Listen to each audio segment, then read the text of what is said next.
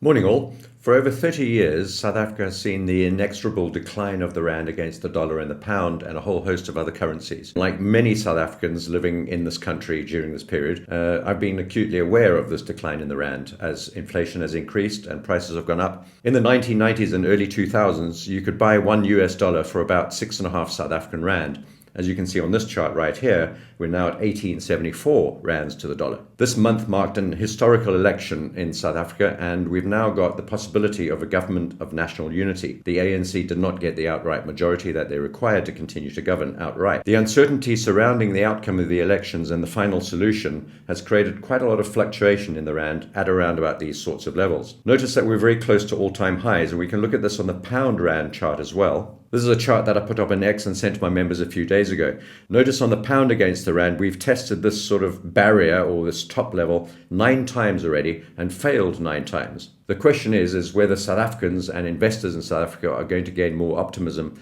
with this opportunity provided or presented by a government of national unity. This could usher in a broader and more representative government and also perhaps a sense of optimism amongst South Africans in general. I've been watching social media and I have not seen, apart from the usual sort of irritations and agitations, I have not seen any wide-scale, violent or aggressive reaction to this. There have been pockets of protests and anger about the idea of the ANC sharing power. Nevertheless, I posted this chart up last week and I'm going to refer you to my X post on this. Let's have a look at this. This is a chart I posted up on X, the South Africa post-election 2024 chart. There's the all-time high in May 2023. We've tested that level 9 times now.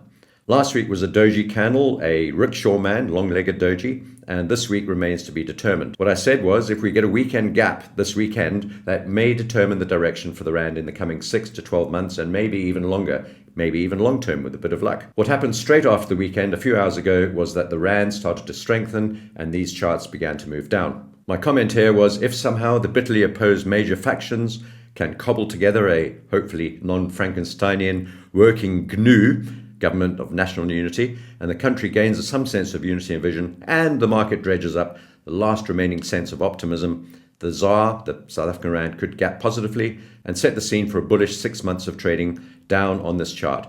On the other hand, if everything goes wrong, we could see another rand slide. If we break out through these highs and close above these all-time highs, tested 9 times already over the last year, there could be some trouble ahead for the rand. However, if we hold beneath here, we'll have a look at the chart shortly, and begin to move down, there's every sense and every hope that the rand could strengthen. So I've gone short on the dollar against the South African rand and the pound against the South African rand. In other words, I'm buying the rand against those two currencies. I've entered with a very small position so far, and I'm willing to add to that on breaks down below these key support levels. My first target is 18 rands to the dollar, and then a little bit of a bounce from there back into some consolidation and eventual breakdown through the short-term rising channel down to the longer-term rising channel. And that could take us down to about 16 rands to the dollar. That would make everyone incredibly happy, relieve a lot of suffering, reduce inflation, and perhaps, just perhaps, get the South African story back on track.